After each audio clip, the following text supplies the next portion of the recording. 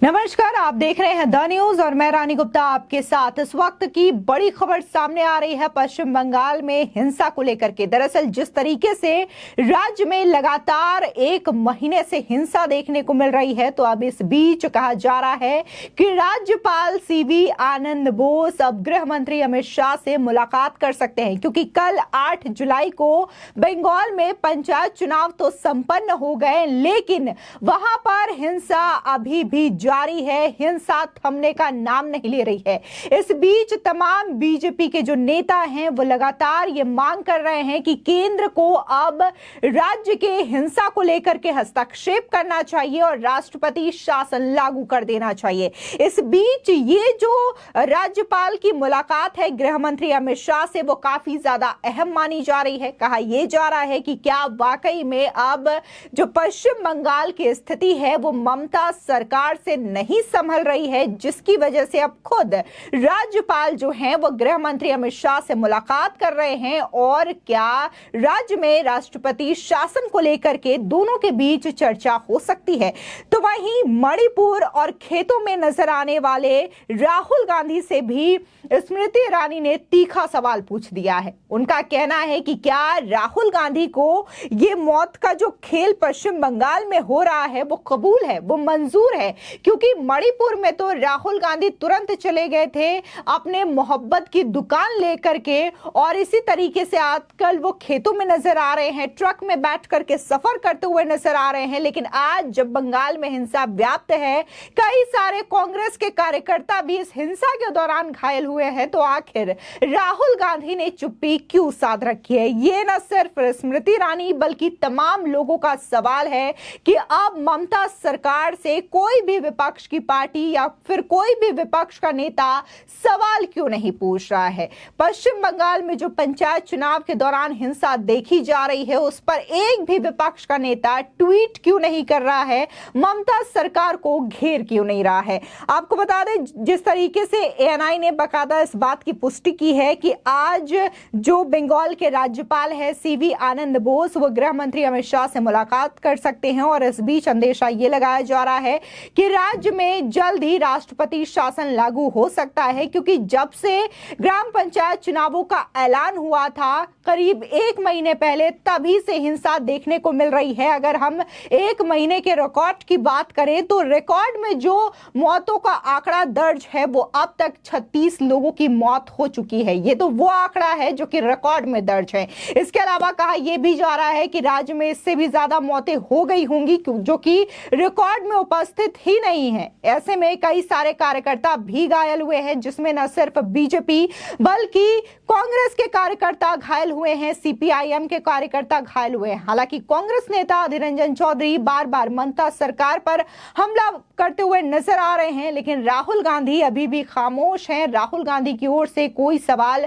ममता सरकार पर नहीं उठाया गया है। वहीं केंद्रीय मंत्री स्मृति ईरानी ने पश्चिम बंगाल में शनिवार को हुए ग्राम पंचायत चुनाव के दौरान हुई हिंसा को लेकर रविवार को टीएमसी पर जमकर निशाना साधा। इस दौरान केंद्रीय मंत्री ने कांग्रेस नेता राहुल गांधी पर जमकर निशाना साधा और उनसे पूछा कि क्या उन्हें ऐसी घटनाएं स्वीकार्य है। सुनिए आखिर केंद्रीय मंत्री स्मृति ईरानी ने राहुल गांधी पर किस तरीके से तीखे हमले किए हैं। मैं इतना ही कहूंगी कि पश्चिम बंगाल में पंचायत के चुनाव में जिस प्रकार से लोकतंत्र की हत्या होते लोग स्वयं देख पा रहे हैं, जहां लोकतांत्रिक अपने मूल्यों को, अधिकारों को जताने के लिए लोग मौत के घाट उतारे जा रहे हैं, उसी टीएमसी की पार्टी के साथ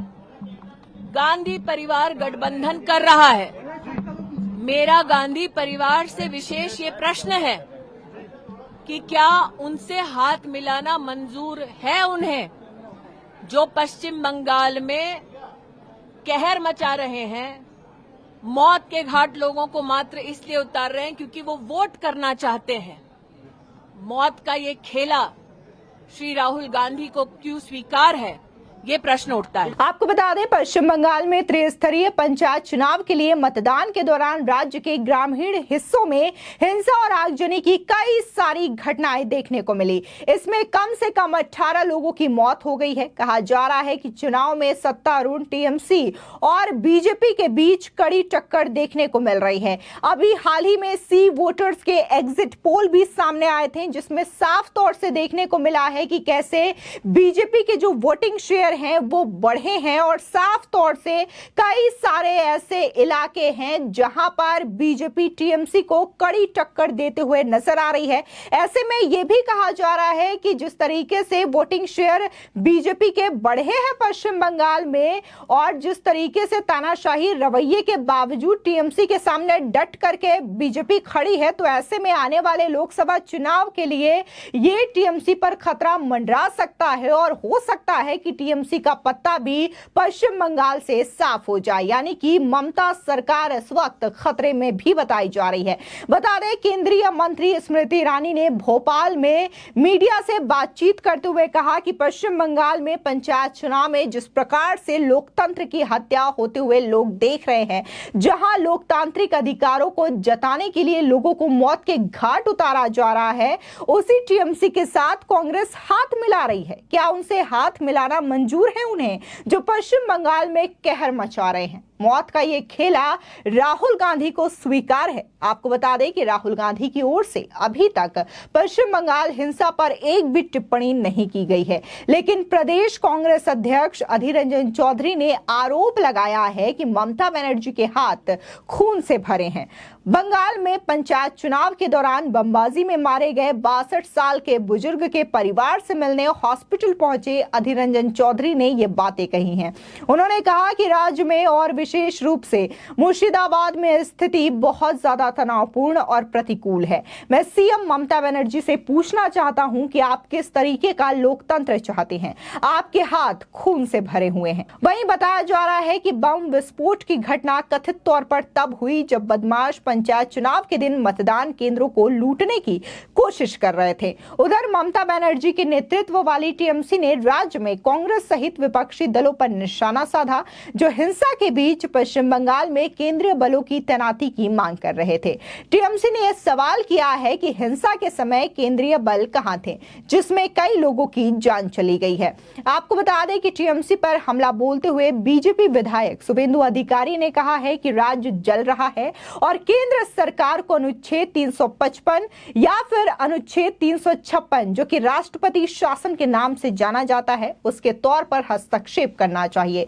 उन्होंने आरोप लगाया है कि पुलिस की मौजूदगी में राज्य में टीएमसी के गुंडों ने 20,000 से ज्यादा अधिक बूथों पर कब्जा कर रखा है। तो भाई, जिस तरीके से टीएमसी आरोप लगा रही है कि आखिर जो केंद्र की अर्धसैनिक बल थी वो हिंसा के दौरान कहां थी, तो इस पर भी गृह मंत्रालय ने जवाब दिया है। उनका कहना है कि जिन जिन जगहों पर ये फोर्सेस तैनात थी वहां पर एक भी हिंसा की घटना नहीं देखने को मिली है। इसी के साथ ही जो बीएसएफ के डीआईजी हैं, उन्होंने भी बड़ा खुलासा किया। उनका कहना है कि हमने बार बार ममता सरकार और राज्य निर्वाचन आयोग से लेटर लिख के ये मांग की थी कि कौन कौन से सेंसिटिव एरियाज हैं जहां पर हिंसा हो सकती है, लेकिन हमें इसकी सूचना ही नहीं दी गई थी। कल बीएसएफ और सेंट्रल आर्म्ड पुलिस फोर्सेस और स्टेट आर्म्ड फोर्सेस के जो ट्रुप्स आए थे, उनका डिप्लॉयमेंट पंचायत इलेक्शंस में किया गया था।